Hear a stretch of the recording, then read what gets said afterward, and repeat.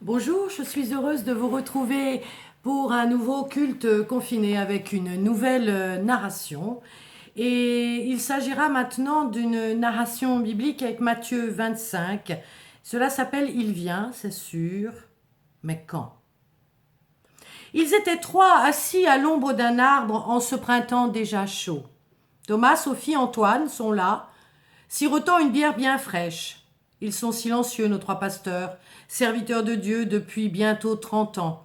Le monde se bat autour d'eux, on parle de guerre, d'épidémie, de pandémie non contrôlée, d'économie en ruine, de crise de société, de terrorisme, d'élections qui n'en finissent plus, bref.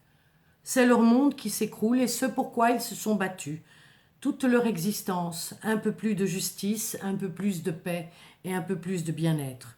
Thomas regarde le bout de ses chaussures et lance « Je ne sais pas vous, mais moi je n'ai plus envie, je n'ai plus d'énergie. J'ai tout donné et maintenant qu'il m'en faudrait, je n'en ai plus. » Sophie le regarde, l'air goguenard, et répond « Tu as fait ce que tu pouvais, maintenant contente-toi de profiter de la vie. Et prends patience avec toi-même, les autres et le Seigneur, et laisse les autres faire ce que tu ne peux pas faire. Lâche prise, si cela t'est encore possible. » Antoine la coupe et lui dit « Ma pauvre, moi je pense que tu as bien haute image de toi-même. Fous-lui la paix 5 minutes et tais-toi pour une fois. Je te suggère de ne plus penser à ce qui est sombre en lui et en toi, parce que de toute façon le Seigneur, lui, quand il viendra, ne te verra pas. Parce que ton visage sera ton âme invisible, ou plutôt illisible. Il l'oubliera et ne s'intéressera que à ce qu'il y a de beau et de bon en toi et en chacun de nous. Le reste, en général, ne l'intéresse pas. Alors garde des forces pour ce dernier combat et ne fais pas comme nos amis Thomas, compris? Ah oui, comme nos deux pharisiens, Nathanaël et Nicodème, vous vous souvenez, ces deux discutant sur leur texte et sur le discours de Jésus. Il semble que le contexte soit à peu près identique. Vous vous souvenez de ces prédications enlevées à leur sujet il y a plusieurs années? Oui, on se souvient, et alors? Eh bien voilà ce qu'il disait il y a des milliers d'années, ce fameux Nicodème à Nathanaël. Ces deux-là aussi, il y a 2000 ans, étaient comme nous aujourd'hui assis devant le mur de l'auberge. Nathanaël et Nicodème avaient, après 18 longues années de séparation, décidé de se revoir, et chacun avait fait la moitié du chemin vers l'autre. L'un était parti de Nazareth et l'autre de Jérusalem, se retrouvant autour de Bethléem en un lieu sûr pendant quelques heures pour parler. C'est qu'ils sont devenus vieux, nos deux amis. Leurs dos se sont voûtés, leurs cheveux et leurs barbes ont blanchi, mais qu'importe puisque l'essentiel est d'avoir parcouru les années jusqu'à ce jour et tout le chemin, pour encore une fois partager un repas et du vin, échanger des idées. C'est ce qui est le plus intéressant, tout en divisant sur les derniers discours de Jésus quelques jours avant sa mort. Oui, on se souvient, ils se souviennent, Jésus les a quittés. Il est mort puis revenu à la vie. Et depuis, chacun a fait ses choix. Nathanaël, vous vous souvenez, mes amis, aujourd'hui est un vieux rabbin réformé. Et Nicodème, toujours rabbin à Jérusalem, n'arrive pas encore à croire que tout ça, tout ce qu'il croit avoir vécu, tout ce qu'il a vécu est en train de disparaître et de sombrer. Ils sont là, ensemble, assis, autour d'une table, frères de sang, frères de lutte, amis depuis toujours. Ils attendent tous les deux la venue du Fils, le Messie. Ils attendent, et ils en ont des réserves de patience. Du moins, ils en avaient. Pour l'un, ce sera le retour, pour l'autre, ce sera la première venue, l'incarnation ultime qui les délivrera de la souffrance et de la mort. Ils sont là, en présence, ils mangent, ils boivent, ils rient, comme si plus rien désormais ne pouvait plus les atteindre. De toute façon, ne serait-ce déjà pas trop tard ou la fin d'une histoire? C'est que tu te souviens de ce discours de Jésus, dit Nathanaël à Nicodème, sur les vierges folles et les vierges châles, celles sages, celles qui dorment en attendant avec leur lampe à huile le marié. Et le marié ne vient pas. Eh bien moi, si on m'avait fait ça, il m'aurait entendu chanter, je peux te le dire, me poser un lapin, ne pas venir, me laisser perdre patience. Et quand le marié vient, en plus, il ne s'intéresse pas à ce qu'elles ont été, ni avisées, rusées ou sages. Et il ne s'intéresse qu'à celles qui ont encore un peu d'huile et qui peut éclairer le chemin. C'est que vois-tu, Nathanaël, il y a quelque chose que je ne comprends pas dans ce texte et que nous devons discuter. Pourquoi laisse-t-il à la porte celles qui n'ont pas d'huile? Pourquoi prend-il celles qui ont de l'huile? Pourquoi laisse-t-il les femmes à leur folie et les autres à leur sagesse? Pourquoi ne prend-il pas pitié d'elles? C'est très simple, répond Nicodème. C'est aussi simple que cela. Certaines ont eu la patience et la prévision de faire des réserves, de ne pas dépenser toute leur énergie, leur patience et leur savoir. Elles ont économisé pour le moment où, sans doute, il viendrait. D'autres ont fait d'autres choix, ont décidé d'avoir le feu qui brûle à l'intérieur, de tout dépenser, de tout donner. À un moment, prises elles aussi par le sommeil, elles se réveilleront démunies de tout. Elles n'auront plus assez de lumière en elles pour éclairer. C'est que, vois-tu, il faut que chacun puisse laisser en soi monter la lumière pour être ces lampes que l'on met sur un meuble pour éclairer la famille et non pas sous le boisseau. Oui, je me souviens aussi qu'elles sont 10. 10, c'est le chiffre de la plénitude, un des chiffres en tout cas. Et pour un office, tu le sais, il faut être 10. Pour que quelque chose soit enseigné, il faut être 10. C'est à peu près ce que j'ai chaque samedi et dimanche à Nazareth à la synagogue, reprend Nathanaël. 10, cela suffit juste à sustifier le service. Dis-moi, pourquoi tarde-t-il à venir le Messie? Moi, je suis fatigué de l'attendre personnellement. Et bientôt, si cela continue, je n'aurai absolument plus d'énergie pour la tâche ou la dernière mission, celle d'accompagner mon peuple et ma communauté vers la paix, la joie et la vie, dit Nicodème perplexe. J'aurai tout donné, je serai vide de lumière et de sens. Et en plus, tu te souviens, Jésus disait que le marié arriverait en retard et qu'il laisserait dehors celles qui n'auraient plus d'huile pour leurs lampes. C'est cruel, non? C'est comme s'il venait maintenant et me trouvait démunie de tout et me laissait à la porte parce que je n'ai plus assez de lumière qui monte en moi pour éclairer le chemin. Oui, c'est cruel. Comme moi, je me sens comme les 10 vierges folles. Figure-toi que je suis là, que je n'ai plus d'énergie pour la suite et la prochaine épreuve, celle du royaume et de sa venue non plus.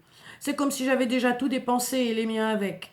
Il te suffit de regarder, Nicodème. Trouves-tu aujourd'hui des communautés qui ont encore assez de feu, assez de foi et d'énergie pour être et répondre à l'appel de Dieu? Pour être présentes le jour où il viendra les chercher, le jour où le royaume sera inauguré? Non, répond Nicodème, non. Je ne pense pas qu'il y en ait. C'est cela. Ils nous demandent de faire toujours plus, mais eux, ils se sont endormis, pleins d'eux-mêmes et sûrs d'eux, contents de ce qu'ils font, pleins de leurs discours, sans chercher à comprendre ce qui peut se passer autour d'eux. Et ils sont si sûrs d'eux que même la prière n'est plus une nécessité, et la théologie ou la discussion des textes, la culture, la connaissance et la voix n'ont plus de place. Il n'existe rien en dehors de ce qu'ils sont et de ce qui les concerne. Et je t'assure, Nicodème, qu'ils sont capables de passer des heures à discuter. Si l'on croit faire un service le samedi à la synagogue ou le dimanche après le Shabbat, ou encore, voilà, dehors. Pourquoi pas dehors, sous les arbres? Il y a des choses plus importantes, non? Le monde souffre autour de nous. Le monde va mal autour de nous. On a ces bruits de guerre et ces bruits de faim. C'est angoissant, inquiétant. La société se délite et nous continuons de philosopher. Crois-moi, quand il viendra, ils n'auront plus assez de salive ni de mots pour dire et accueillir le Fils et le royaume qu'il viendra inaugurer avec et pour eux. Et je te jure, si, je te le jure, que bientôt il ne nous restera même pas l'ombre ou la trace de nos pas dans la poussière du chemin. Rien, te dis-je, c'est à pleurer. Et puis bien sûr, lui, le Fils, il aura vraiment autre chose à faire que de nous prendre avec lui, puisque nous n'aurons plus rien à offrir, pas même de lumière. En tout cas, je n'aurai rien de mieux à lui offrir que ma panique, mon inquiétude, mon souci, ma peur de manquer. Ah, me voilà beau, dit dans un souffle Nathanaël, épuisé. Là, il s'allonge sur un banc de l'auberge et fait mis le nez en l'air de réfléchir. Au bout de 5 minutes à peine, il dort. Il ronfle fort même. Nicodème, ne sachant trop comment réagir, s'installe à ses côtés sur l'autre banc et contemple les gens qui sont venus s'installer autour d'eux pour prendre un temps de pause ou une collation. Tout le monde parle fort, on boit, on mange, on se dispute, on discute. Certains vont passer la nuit là. Ils ont pris la route de Damas. D'autres sont des commerçants de passage, d'autres sont là simplement parce qu'ils vont passer les fêtes de Pâques à Jérusalem. Bien que cela soit la guerre, Le pays vit comme il peut, parce qu'il faut être et continuer d'être, même si l'occupant romain préférerait vous savoir mort ou véritablement endormi, sans force et sans volonté, annihilé à la sienne. Nicodème sent que le Fils vient bientôt, mais sans doute pas comme on l'a prévu et comme on l'a dit. Alors il s'économise, car il sait que bientôt ce pays va disparaître, submergé par des forces contre lesquelles, pour l'heure, il ne peut rien. Préserver sa vie, préserver sa foi, préserver ce feu qui brûle en lui, ne pas tout dépenser, être là debout. Pour le moment, il dort, il veille, à côté de son ami qui, lui, il le sait, est épuisé d'avoir voulu bâtir encore et plus, annoncer l'évangile tant et plus, dire qu'il fallait ressusciter avec le Christ, changer tout. Lui reste-t-il encore un peu de foi, un peu de force pour le monde qui vient ? Enfin voilà, il garde ses forces, celles de la connaissance, de l'énergie, de l'espérance et de la foi, car bientôt, sans aucun doute, c'est loin d'ici qu'il va falloir vivre, s'enraciner à nouveau. Enfin, si ce n'est lui, ce sera sa descendance, car personnellement, il se trouve trop vieux pour quitter le pays. Et puis c'est vrai que tout va mal, et de mal en pis, depuis que Jésus est mort, crucifié avec tant d'autres, et combien avec lui ont subi le même sort. Tout le monde est fatigué de lutter. Alors le vieux Nicodème s'économise comme quelques-uns, parce qu'il sait qu'il faudra toute l'espérance et tout l'amour, toute la force pour sauver ce qui pourra l'être encore. Et bien sûr, cela inclut ses amis, sa famille et son meilleur ami Nathanaël.